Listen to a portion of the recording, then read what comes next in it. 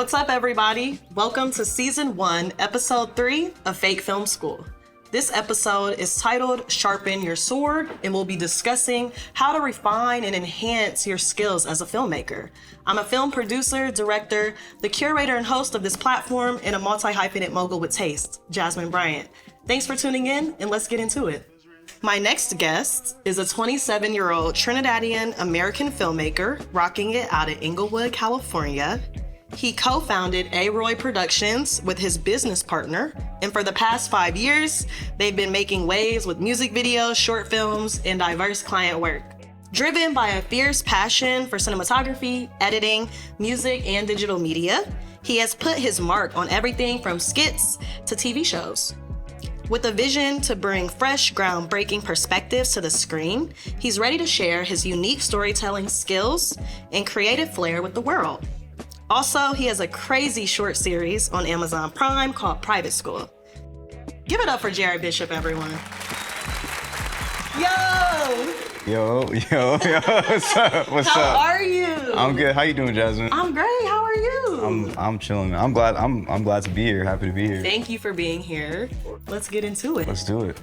Our first segment is titled Class Topic, Today's class topic is Sharpen Your Sword, which means we'll be discussing how to refine and constantly enhance your skills as a filmmaker. Shall we?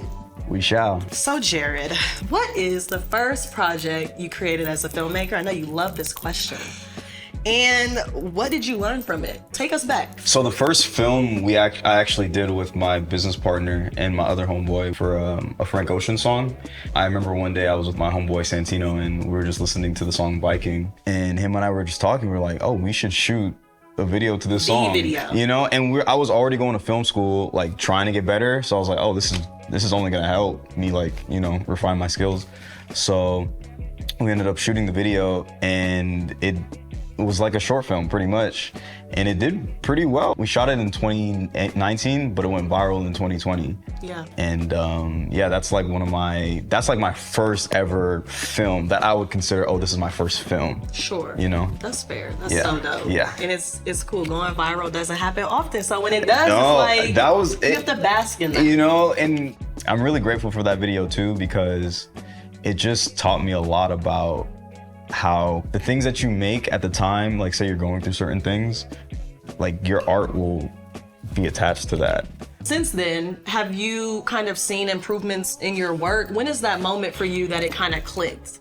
So I think with that video, that was the first video I wanted to be very intentional with everything that we did, because I was watching, have you ever seen the show on Netflix, End of the Fucking World? Mm-hmm. Yeah, that's a good one. There was something about that show that really made me want to like up my cinematography game, because I always figured like if I shoot better, it'll probably help me tell stories better, because that's the whole reason why I even got into this. I didn't get into filmmaking to be like, you know, the best cinematographer or the best editor or any of that. I just wanted to tell cool stories, and I feel like filmmaking was the first medium that fell into my lap, where it's like if I was gonna do music to tell stories or take photos to tell stories or whatever medium, like filmmaking just happened to be the first thing. And when I realized that I wanted to tell stories through filmmaking, I figured before I just use the medium, be like, oh, I just want to tell stories and shoot whatever. It's like I have to become a student of the medium first, like really understand what I'm using instead of just using it. Yeah. You know what I mean? In terms of filmmakers who've inspired you, or are there any people, any directors, any cinematographers you can point out who you've kind of seen them refine their skills and it's very clear that they've done that? I would just say the generation that I kind of came up with, like all my friends that shoot, I'm always like looking at other people's stuff, like seeing how they did it, seeing how they improve. A lot of friends from film school, a lot of people that I just met being out in LA, like, you know, maybe you just meet somebody just based off a vibe, like, oh, you're cool, I'm cool, you guys follow each other on Instagram. I don't know, I just try to stay inspired by like just people around me. No, I think that's important. I always like, you know, Issa Rae said it best, just like networking across constantly. Absolutely. And at the end of the day, like we're all gonna kind of grow together and get better together. So that's powerful. That's important. And I think filmmaking is such a cool medium because it's the one medium that requires every other medium.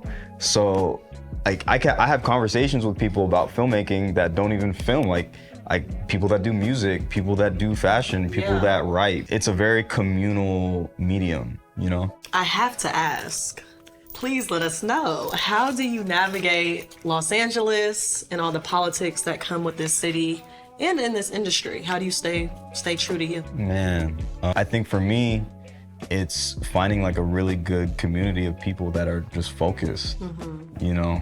And Absolutely. I think even for me, like I've had moments where, you know, maybe I wasn't as focused as I should have been, but the community that I've built where it's like, okay, my friends are really on their stuff. Like they're really trying to make whatever it is they're doing happen. And, you know, that just kind of, it helps redirect me a little bit too, you know? Tell us about your series on Amazon Prime. Yes. Private School. So Private School, it was, series on Amazon Prime, TV show that me and my homeboy Santino McNaughton have through our production company, Airway Productions. Go check us out. But yeah, it started off as music videos actually. And I always wanted to shoot an album or like a mixtape that has videos for every song, but it tells one long story. And all my music friends, they just weren't really down for it. So I was like, you know what, I'm gonna make the music myself. You did it yourself. And you know, once we started shooting, I was like, wow, these music videos are looking really good, but we were shooting these really like deep dialogue elements. I was like, wait, this kind of looks like a TV show a little bit. Like, Yeah. Like, have you ever seen the show Phineas and Ferb? A classic. There's like, you know how there's like a musical number? Yes. It's kind of like that. Okay. The TV show wasn't the original plan, but that's how it ended up. And You kind of grew into that. It grew into a series. Yeah. And you know, that one is very dear to my heart, and I couldn't be any more grateful for it. Congratulations. Thank you. What tips do you have for our first-time filmmakers, and then what tips do you have for our pros? Pros, man, I let the pros do whatever they want, man. Like, I'm still trying to get to that point. You're pretty much there, my guy. But I will say, first-time filmmakers, practice. The thing is, I realize a lot of people don't have this perspective about filmmaking. Filmmaking is a sport. Just like swimming, just like basketball, the more you do it, the better you become. Yeah. You can't just be like, oh, put me in Friday's game, coach, on varsity. I want to be starting quarterback and never have played a day in your life. I feel like it's hard to tell somebody exactly what they should do with like an art, and because you just do it, and you do what you want in it. So it's like, if you want to make a movie, you're not gonna tell nobody no. You know what I mean? Yeah. But I think a lot of people don't understand that there's a practice element to it. It's time for our next segment. So I'm going to hand you this lovely fishbowl. You have the opportunity to switch the script, ask me a few questions, and of course, please respond as well. I got you. Name a time you've bit off more than you can chew. How did you overcome it? This question is triggering. I'm kind of triggered too. Like, just as a producer, on the producer tip, I would say just taking on too many projects at once. Kind of knowing, I've said it in previous episodes, like when to say no. I think anytime your plate's too full, anytime it affects your sleep, anytime it affects your physical, your spiritual, your relationships, that's when you kind of know, like, maybe I take a step back. Yeah. The balance is super important. I think, even for me, I don't know. I feel like there are more times where like I bite off way more than I can chew than actually just, I guess, normally chewing. Yeah. But I don't know. I think just making sure you find that time for yourself and not drown in your projects and not drown in your passion. Because I think I have a pretty bad habit of doing that. And I think even like the whole last year before, year and a half ago, I think I've just been really trying to like, look internally and try to, find that balance. Absolutely. Yeah. I even remember a time like I physically got sick on set, and that's how I knew. So you don't ever want it to like, again, just affect like your physical, especially. But thanks for going there with me. Yeah, no, we're in this together, man. Okay, we are. Next question. Let's see what we got. What movie did you watch that changed the way you think about filmmaking? That's That's a good one. Yeah, no, that got me thinking too. I think for me, I'm a big Ryan Coogler fan. And he had like a short film called Figs back in the day, and then after Figs and a few other things, he did Fruitvale Station. And that's kind of when he started like his relationship with Michael B. Jordan. Now it's like Creed Saga, Wakanda Forever, all the things, and now they're working on like their vampire crazy big movie. I've seen with Warner that. Brothers. That was the one for me. I mean, for one, like when we talk about refining your brand, he's encapsulated that. But Fruitvale Station was the one for me because I love Socially Conscious, but I also love drama. That was the one. Yeah, and I think his evolution is definitely one to be studied too. Absolutely. Like, you know, I feel like a lot of people they can have a very good run with their like creativity, but he's somebody that just constantly just keeps evolving. Like, and he's dope. I'm a really big fan, dope. and now he has his own production company, Proximity Media. He's in the podcast space, like he does it all. So to your point, nah, he's dope. For me, I think I actually have two answers to this question.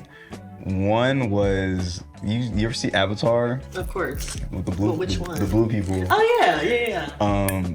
I think I was like in 7th grade. I was like in middle school. And I had seen that movie. I was like, whoa, this is like.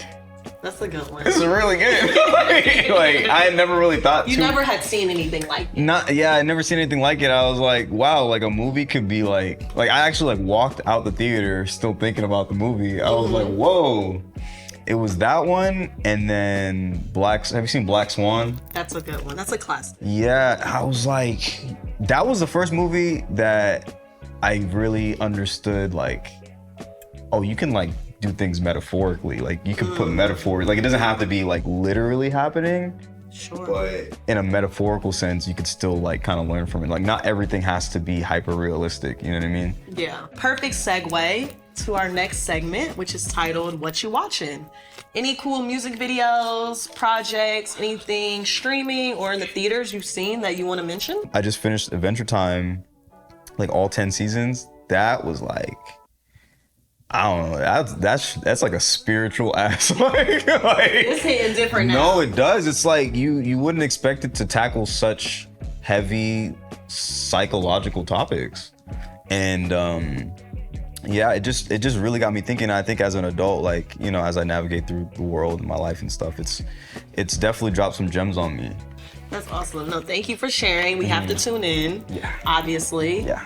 A lovely segue. You're like a pro at this point. To our final segment, which is titled The Martini Shot. If our audience didn't hear anything today, what's one piece of information they should take away? One piece of advice regarding sharpening the sword?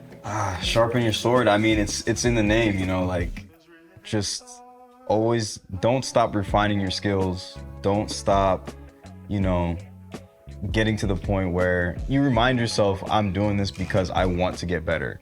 I'm not doing it for the accolades. I'm not doing it for any other reason. It's not for the clout. It's not for the clout. And the thing is, here's the thing, it's like you do it because you want to do it, that other stuff will come. And always practice. I can't stress it enough. Practice is like, that's the most important thing you can do. Yeah. And it's like, just getting up in the morning and being on those sets and being behind the computer, doing what you have, especially when you're independent, like you have to, you know, you can't afford to hire somebody to edit. You can't afford somebody to shoot. You got to do that stuff on your own. So it's like, you have to practice, you know, especially if you're independent. Yeah.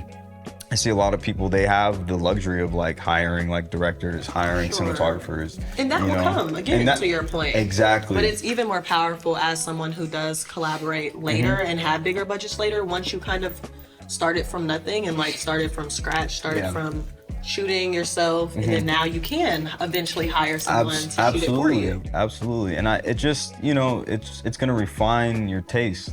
You know, certain things that you want to see, certain methods that you want to use for your own personal projects. Yeah, and I always tell people your last work you put out into the world should be your best. The next thing you put out should be better. The next thing, and that doesn't unfortunately always happen that way. But when you think about it, you know, you should continue to grind it out. And as you put things out into the world, it should be the best Absolutely. representation of Because your skill. you learn from everything that you're on, even like sets that are complete disasters. Now you know what not to do. Exactly. You know, 100%. and that is invaluable. You know, I can't. I feel like I've learned more from sets that went bad than ones that were like 100%. completely. You know what I mean? I'll never do that again. Hello. Thank you. Period. Yeah. It's true. Yeah. My friend Jared, thank you for pulling up. Such a fun interview, such a fun chat. Thank you. An honor, a privilege to have you here. Where can the people find you? Any shameless plugs, last projects? Plugs. All right, so you can find me on Instagram at JaredBishop_. In my free time, I'll be making music and stuff. Check me out. Yes. And my production company account is Aroy Productions, AROY Productions.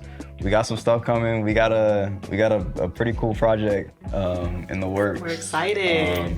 Yeah, and shout out to my business partner Santino. Yeah, because that's my brother right there. So go give him a follow. Honestly one of the greatest photographers. Like, I'm not even just saying that. Like, this nigga's really good. Thank you for being here. Thank you. That wraps our show. That's it? That's it. What? That's all. Dang, man. Thank you all for tuning in. Season 1, episode 3 of Fake Film School. And we out. Peace. Bye.